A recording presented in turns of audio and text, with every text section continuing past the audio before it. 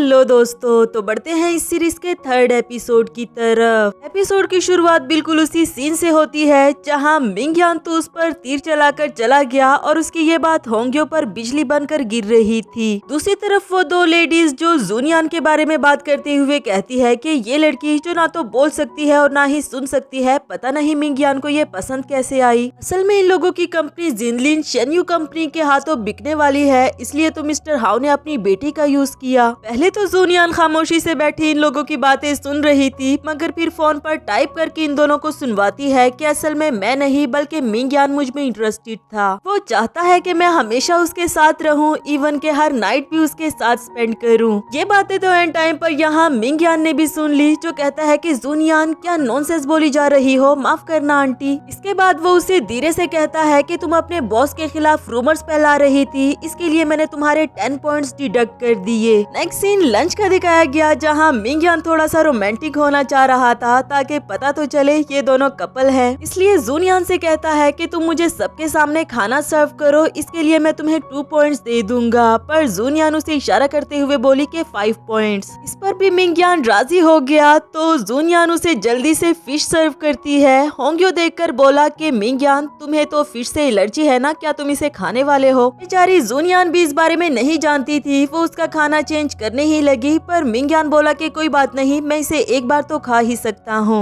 लेकिन फिर धीरे से उसे कहता है कि तुमने अपने बॉस को हार्म करने की कोशिश की, इसके लिए मैं तुम्हारे 20 पॉइंट्स डिडक्ट कर रहा हूँ। बेचारी जूनियान वो तो इस बारे में जानती तक नहीं थी। इसके बाद होंग्यो जूनियान से कहता है कि हमारी कंपनी तुम्हारी कंपनी को खरीदने वाली है, इसके लिए मिंग यान को ब्लेम मत करना, क्योंकि ये सिर्फ उसका डिसीजन नहीं था। जबकि वो बहुत कॉन्फिडेंट होकर टाइप करके देती है कि मैं जानती हूँ ये सब बिजनेस की बातें हैं और ये हमारी रिलेशनशिप को अफेक्ट नहीं करेंगी, जो देखकर मिंग यान को भी काफी अच्छा लगा। ग्रैंडपा कहता है कि बस जल्द से जल्द कॉन्फ्रेंस रखवाओ और सबको ये बात क्लियर कर दो कि ये लड़की तुम्हारी फियोंसे है। नेक्स्ट सीन में लिन्यो और उसकी बेटी इन दोनों के रिलेशनशिप को लेकर काफी ज्यादा गुस्सा हो रहे थे। लूशो बोली कि मॉम, अगर जूनियान की शादी गु मिंग यान से हो भी जाए तो क्या इसका मतलब ये नहीं कि हमारी कंपनी बिकने से बच जाएगी। मॉम बोली कि तुम जानती नहीं हो जूनियान हमसे कितना नफरत करती है, अगर ऐसा हुआ तो सारा कंट्रोल उसके हाथ में आ जाएगा, फिर हमें तो कुछ भी नहीं मिलने वाला। लूशो बोली कि हाँ आप बिल्कुल ठीक कह रही हो, ये सारी बातें तो मुझे अब समझ में आई, क्यों ना मैं मिस्टर गु मिंग यान को सेड्यूस करूं, इस तरह वो जूनियान से ब्रेकअप भी कर लेगा। लेकिन मॉम बोली कि ये रिस्की है ना, तुम जानती नहीं कि तुम्हारे डैड ने जूनियान की मॉम को भी उसके बैड कैरेक्टर की वजह से छोड़ दिया था। नेक्स्ट सीन में जूनियान को प्रेस कॉन्फ्रेंस के लिए रेडी किया जा रहा था और वो लड़कियां इसके बारे में बातें करते हुए कहती है कि पता नहीं मिस्टर मिंग यान को ये लड़की कैसे पसंद आई, जो ना तो बोल सकती है और ना ही सुन सकती है। इस पर जूनियान ने उन्हें अपने फोन के जरिए बताया कि मैं बोल नहीं सकती लेकिन सुन जरूर सकती हूँ, और वो दोनों भी सॉरी कर देती है। तभी मिंग यान आकर पर्सनली इनसे पूछने लगा कि क्या जूनियान रेडी हो चुकी, और वो बोले कि बस होने ही वाली है। इसके बाद बाहर जाने पर उसे लूशाओ मिली। मिंग यान तो उसे नहीं जानता था, पर उसने अपना इंट्रोडक्शन करवाया और बताती है कि मैं नहीं चाहती मेरी सिस्टर तुम्हें धोखा दे, क्योंकि उसका बहुत से लड़कों के साथ अफेयर चल रहा है। इसी बहाने वो उसके करीब आना चाहती थी, पर मिंग यान ने उसे अपने करीब आने नहीं दिया और कहता है कि मैं समझ गया, और वहाँ से चला जाता है। नेक्स्ट सीन प्रेस कॉन्फ्रेंस का दिखाया गया, जहाँ ये दोनों माँ बेटी भी वहाँ पहुँची हुई होती है और मिंग यान जूनियान का हाथ पकड़कर वहाँ पर ले आया।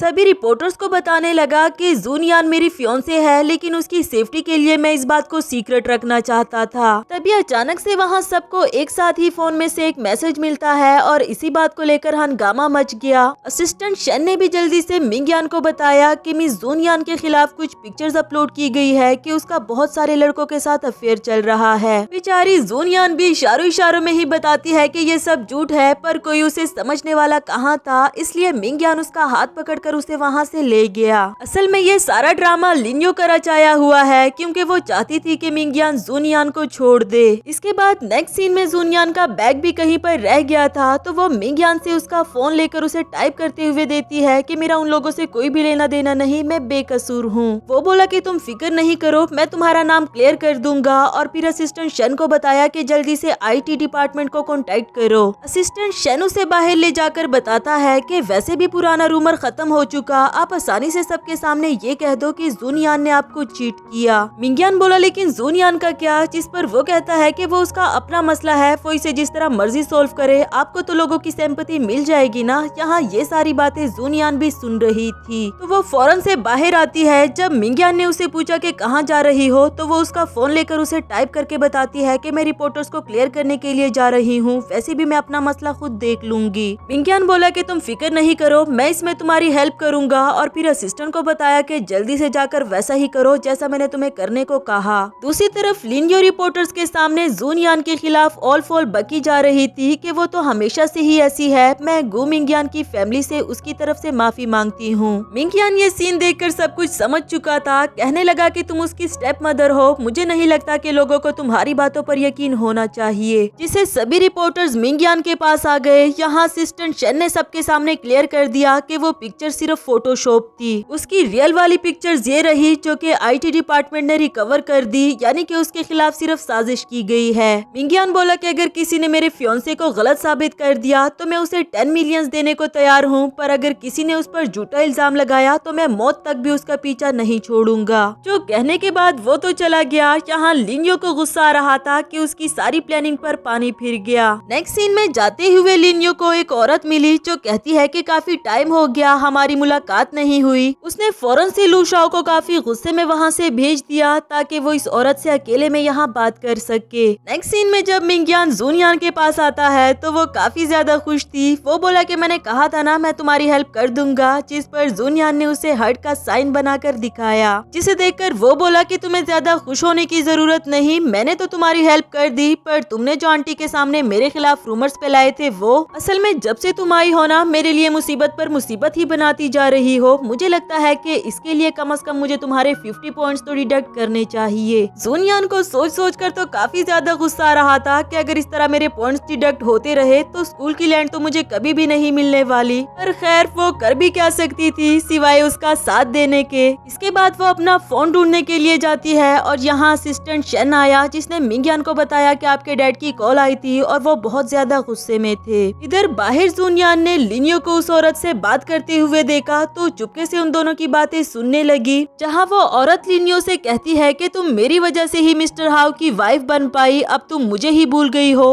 और वो बोली कि मैं तुम्हें इतना कुछ तो दे चुकी हूँ, अब भी तुम मुझे धमकियाँ दे रही हो, मेरा पीछा छोड़ क्यों नहीं देती। दूसरी तरफ से असिस्टेंट शेन भी उसका बैग लेकर आ गया था। कहने लगा कि मिस जूनियान आपका बैग मिल गया है, चेक कर ले कि इसमें से कुछ गायब तो नहीं। जूनियान अपना बैग देखकर काफी ज्यादा खुश हो गई और चेक करते हुए बोली कि कुछ भी गायब नहीं। लेकिन जब दोबारा उसने देखा तो यहाँ से लिन्यो और वो औरत गायब थी। तो असिस्टेंट शेन से कहने लगी कि क्या मैं यहाँ के ऑनर से मिल सकती हूँ, जिस पर वो इसे यहाँ के ऑनर के पास ले आया। कैमरा में उन दोनों को देखने के बाद वो बताता है कि ये तो यहाँ की टेम्परेरी एम्प्लॉय थी जिसका नाम मिस लान है। इसी से ही जूनियान को याद आया कि जब वो छोटी थी तो यही औरत उसकी मॉम की केयर टेकर हुआ करती थी और उसे तरह तरह की मेडिसिन देती रहती थी। इसके बाद ऑनर ये कहकर चला गया कि ठीक है मैं आप लोगों के लिए इसका नंबर निकलवा दूंगा। इसके बाद नेक्स्ट सीन में जूनियान उन्हीं दोनों के बारे में सोच रही थी कि आखिर उस औरत का लिन्यो के साथ क्या रिलेशनशिप हो सकता है, क्योंकि वो तो मेरे डैड की लाइफ में मेरी मॉम की डेथ के बाद आई थी, तो ये उस औरत को कैसे जान सकती होगी। असिस्टेंट शेन बोला कि वो औरत कॉल नहीं उठा रही, जिस पर जूनियान कहती है कि मुझे घर में कुछ जरूरी काम है, क्या तुम प्लीज मिस्टर मिंगयान से कुछ दिनों के लिए मेरे लिए ऑफ ले दोगे। जो कहने के बाद वो चली गई। मिंगयान ने भी उसे जाते हुए देख लिया और असिस्टेंट शेन से उसके बारे में पूछने लगा, जिस पर वो बोला कि मिस जूनियान ने कुछ दिनों की छुट्टी मांगी है, शायद ही वो किसी चीज को लेकर इन्वेस्टिगेशन कर रही है। नेक्स्ट सीन में जूनियान घर आती है और लू शाओ ने उसे देखते ही सवाल किया कि तुम यहाँ पर क्या कर रही हो।